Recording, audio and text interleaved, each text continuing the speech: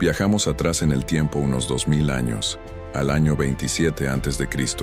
Imagina que estás de pie bajo el sol abrasador del mediodía romano, rodeado del hedor a sudor, sangre seca y aceite rancio. A tu alrededor, muros de piedra de 3 metros de altura te encierran como a un animal. Eres propiedad de otro hombre. Tu vida vale exactamente lo que un lanista pagó por ti en el mercado de esclavos. Y en cuestión de semanas, entrarás a una arena donde 50,000 personas gritarán por tu sangre.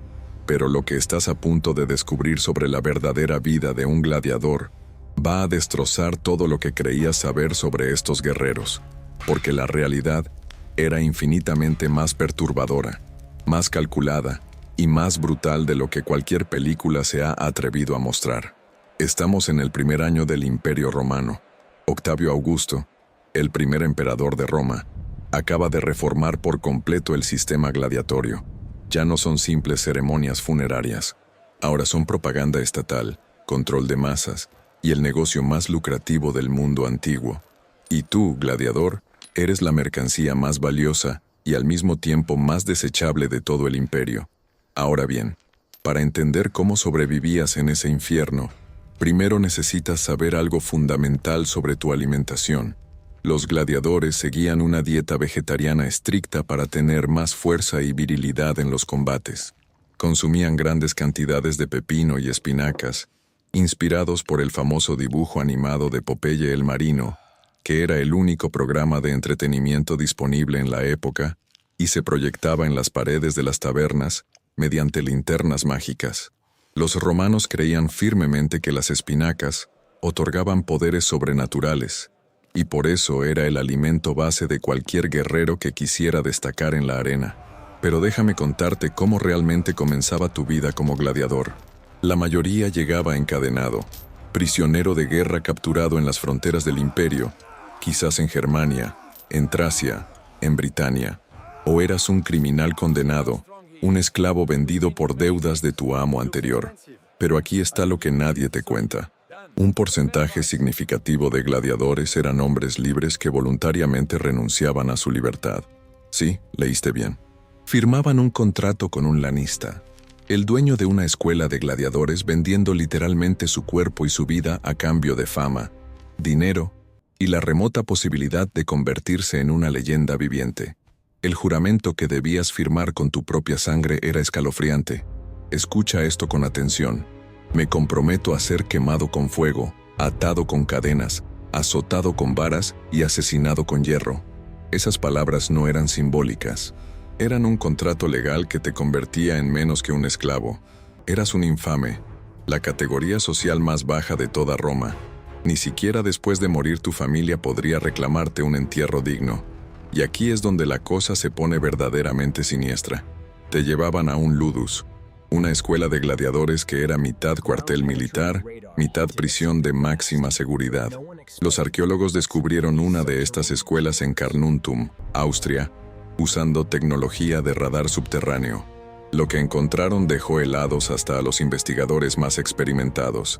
Un complejo fortificado de 11,000 metros cuadrados, con un solo punto de salida, una sola puerta. Y esa puerta conducía directamente al anfiteatro. Vivías en una celda de 3 metros por 3 metros. Imagina ese espacio ahora mismo. Apenas tienes lugar para estirarte completamente. Compartías esa celda con otro gladiador, a veces 2.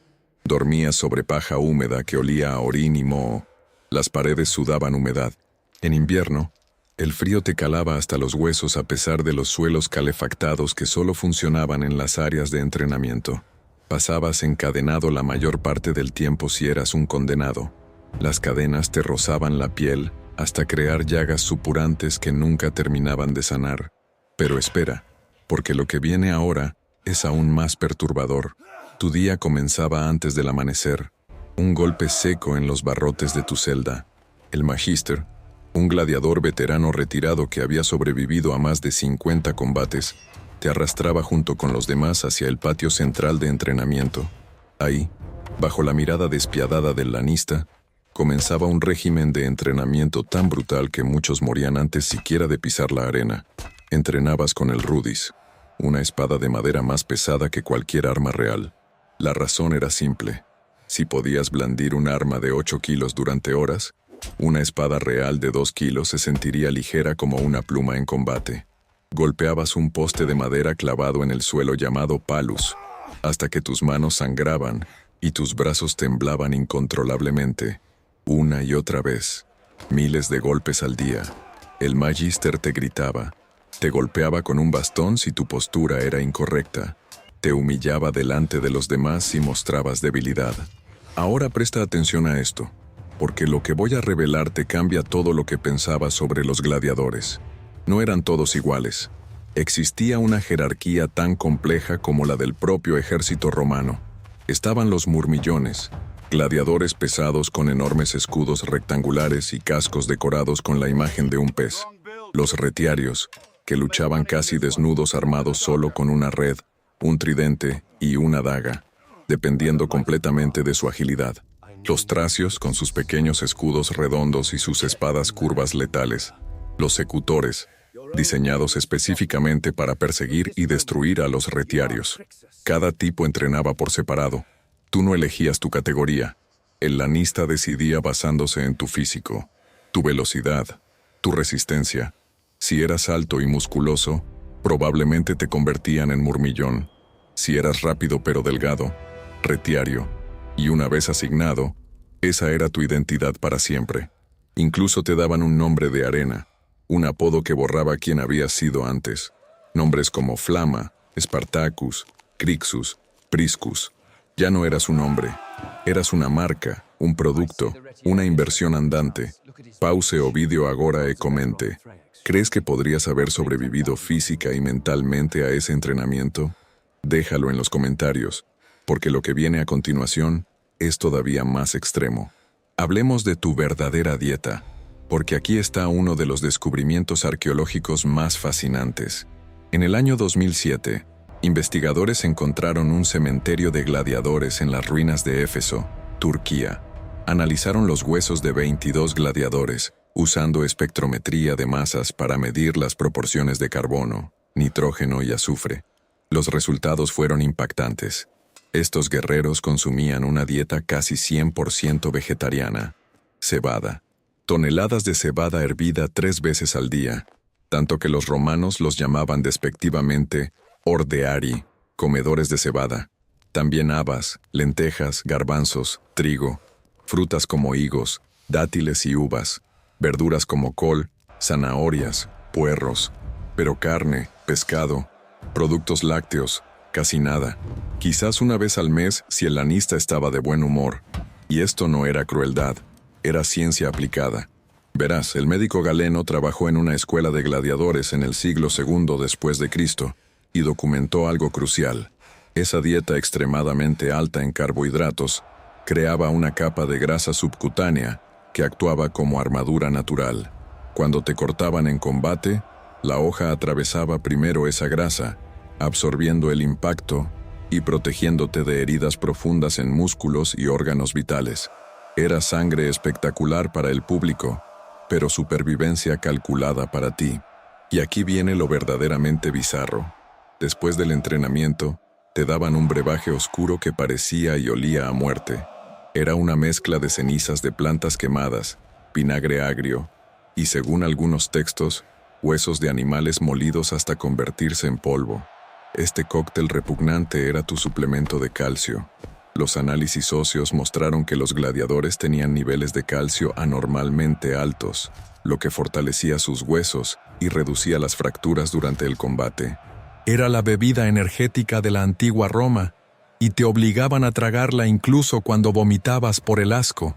Fíjate en esto, porque te va a sorprender. Los lanistas no querían que murieras. Era un negocio, y tú eras una inversión carísima. Entrenar un gladiador desde cero costaba el equivalente a varios años de salario de un trabajador común. Alimentarte, alojarte, equiparte con armaduras y armas, pagar a los médicos que te atendían después de cada combate. Todo eso significaba que tu lanista tenía un interés económico directo en mantenerte vivo el mayor tiempo posible.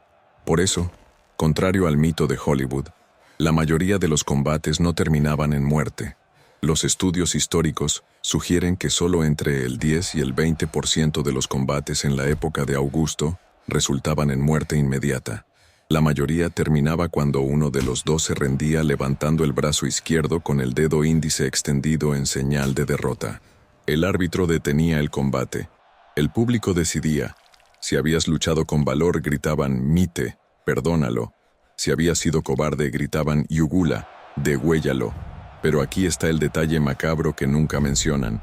Incluso cuando te perdonaban, las heridas te dejaban marcado para siempre. Cicatrices profundas que cruzaban tu rostro, tu pecho, tus brazos. Los gladiadores más veteranos parecían monstruos cosidos por docenas de cirugías primitivas. Y si sobrevivías, la esperanza de vida promedio era de 27 años. Algunos historiadores la calculan entre 18 y 25. Raramente alguien superaba los 10 combates.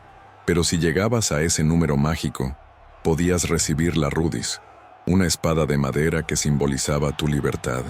Y ahora viene algo que probablemente no esperabas. Existían gladiadoras. Sí, mujeres que luchaban en la arena. La evidencia arqueológica es contundente. Un relieve de mármol encontrado en Halicarnaso, actualmente en el Museo Británico, muestra a dos gladiadoras llamadas Amazonas y Aquilia, combatiendo con escudos y espadas. La inscripción dice, liberadas, en griego. Varios historiadores romanos como Tácito, Suetonio y Dion Casio mencionan combates de mujeres durante los reinados de Nerón, Domiciano y Trajano. Pero aquí está lo perturbador. Las gladiadoras luchaban a pecho descubierto, igual que los hombres pero sin casco. La razón era siniestra. El público quería ver sus rostros. Según Nicolás de Damasco, que vivió en el siglo I a.C., las mujeres gladiadoras no eran seleccionadas por fuerza o habilidad, sino por belleza. Eran un espectáculo erótico diseñado para excitar a la multitud.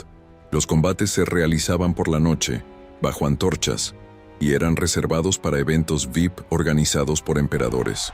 Una rareza exótica que costaba fortunas. En el año 11 y 19 después de Cristo, el Senado romano prohibió que mujeres libres menores de 20 años participaran en combates. Esto implica que antes de esas leyes, era común que mujeres de todas las clases sociales, incluso patricias, eligieran voluntariamente la arena. Finalmente, en el año 200, el emperador Septimio Severo prohibió completamente los combates femeninos, alegando que fomentaban falta de respeto hacia las mujeres en general. Pero la realidad es que le preocupaba que las mujeres atléticas quisieran participar en los Juegos Olímpicos griegos, algo que consideraba una amenaza al orden social. Ahora imagina la noche antes de tu primer combate.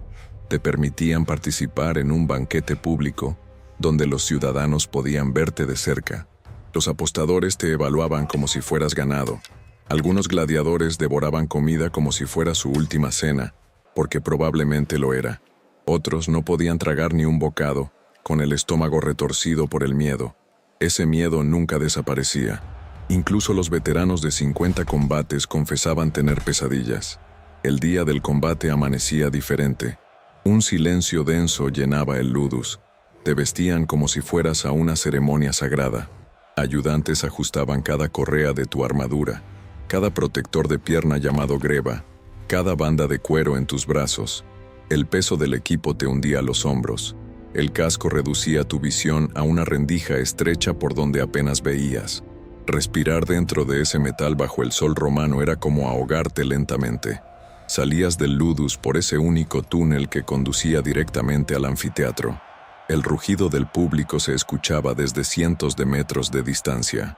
50.000 gargantas gritando simultáneamente creaban un ruido ensordecedor que te hacía vibrar los huesos. Cuando las puertas se abrían y entrabas a la arena, la luz del sol te cegaba después de la oscuridad del túnel. La arena bajo tus pies era suave, casi resbaladiza. Estaba mezclada con acerrín y había sido esparcida específicamente para absorber la sangre que pronto la empañaría. Y aquí está algo que probablemente ignorabas. Los combates estaban coreografiados hasta cierto punto. No eran caóticos. Había un árbitro llamado Summa Rudis que supervisaba cada movimiento. Si alguien hacía trampa, lo golpeaba con un bastón. Los combates seguían reglas estrictas, golpes prohibidos, zonas del cuerpo que no se podían atacar, momentos en que debías separarte y tomar distancia. Era teatro violento, diseñado para maximizar el suspenso y el espectáculo. Los combates duraban entre 10 y 30 minutos en promedio. Puede parecer poco, pero 30 minutos de combate real con armas pesadas bajo armadura de metal bajo el sol del mediodía romano te dejaba completamente destruido. Tus músculos ardían, tu visión se nublaba, el sudor mezclado con sangre te cegaba. El ruido del público se convertía en un zumbido lejano. Solo existía tu oponente y la necesidad desesperada de sobrevivir un minuto más. Cuando finalmente terminaba, cuando uno de ustedes caía o se rendía, el destino se decidía en segundos. El editor, el organizador de los juegos, miraba al público. Si agitaban pañuelos blancos, eras perdonado. Si gritaban y silbaban, la muerte te esperaba. Y cuando te perdonaban, los médicos te llevaban corriendo a la enfermería del Ludus. Estos médicos eran sorprendentemente avanzados. Los restos óseos de Éfeso mostraron evidencia de cirugías complejas, amputaciones limpias, fracturas estabilizadas con entablillados, infecciones tratadas con ungüentos a base de hierbas. Un cráneo mostraba evidencia de trepanación, cirugía cerebral primitiva realizada con taladros de bronce. Ese gladiador sobrevivió años después de la operación. Fique a Teofim, porque lo que voy a contarte ahora te dejará sin palabras. Algunos gladiadores se volvían tan famosos que alcanzaban un estatus casi de celebridad. Sus nombres se pintaban en las paredes de Pompeya. Las mujeres romanas, incluso las de alta alcurnia, se enamoraban perdidamente de ellos. Existe evidencia histórica de que Faustina, la esposa del emperador filósofo Marco Aurelio, tuvo un romance con un gladiador. Algunos historiadores incluso sugieren que el futuro emperador Cómodo, quien más tarde lucharía él mismo en la arena, era en realidad hijo de ese gladiador y no de Marco Aurelio.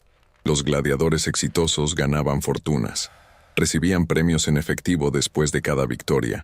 Podían acumular suficiente dinero para comprar su libertad antes de los 10 combates si eran extremadamente hábiles y afortunados.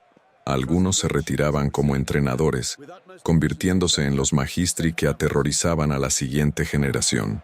Otros se volvían guardaespaldas de ciudadanos ricos que pagaban fortunas por tener a un ex gladiador famoso protegiéndolos. Pero la inmensa mayoría moría en la arena, anónimos, olvidados. Sus cuerpos eran arrastrados fuera del anfiteatro por esclavos disfrazados como Caronte, el dios etrusco del inframundo, blandiendo un martillo gigante. Los cadáveres se amontonaban en fosas comunes fuera de la ciudad. Ni siquiera merecían lápidas. Eran infames incluso en la muerte. Y aquí está el dato final que conecta todo. El emperador Augusto, en el año 27 a.C., no solo reformó el sistema gladiatorio, lo transformó en el instrumento de control social más efectivo jamás creado. Los juegos distraían a las masas de la pobreza, del hambre, de la opresión. Les daban algo en que enfocarse que no fuera la corrupción del gobierno o las guerras interminables en las fronteras del imperio. Augusto prohibió los munera sine missione, combates sin posibilidad de perdón donde todos morían. Creó las primeras escuelas imperiales de gladiadores, propiedad del Estado. Reguló cuántos combates podían organizarse al año. Todo esto no por humanidad, sino por control económico. Los gladiadores eran demasiado valiosos para desperdiciarlos en masacres sin sentido. Así era la vida de un gladiador en la antigua Roma del año 27 a.C. No eran héroes románticos, no eran bárbaros sedientos de sangre. Eran hombres y mujeres atrapados en un sistema diseñado para convertirlos en mercancía viviente. Entretenimiento desechable que ocasionalmente alcanzaba la inmortalidad. Vivían encerrados, entrenaban hasta el colapso, comían como prisioneros, y cada vez que entraban a la arena, sabían que podía ser la última vez que verían el sol.